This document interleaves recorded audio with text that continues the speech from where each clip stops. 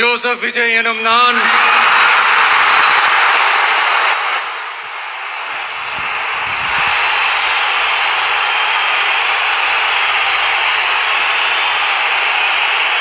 சட்டப்படி அமைக்கப்பெற்ற இந்திய அரசியல் அமைப்பின்பால் உண்மையான நம்பிக்கையும் மாறா பற்றும் கொண்டிருப்பேன் என்றும் இந்திய நாட்டின் ஒப்பில்லாத முழு முதல் ஆட்சியையும் உரிமையையும் நிலை நிறுத்துவேன் என்றும்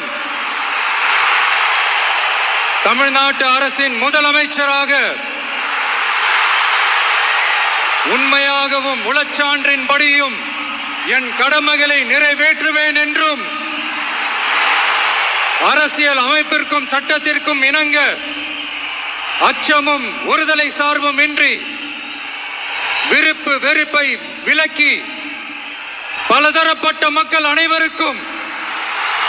நேர்மையானதை செய்வேன் என்றும் ஆண்டவன் மீது ஆணையிட்டு உறுதிமொழிகிறேன்.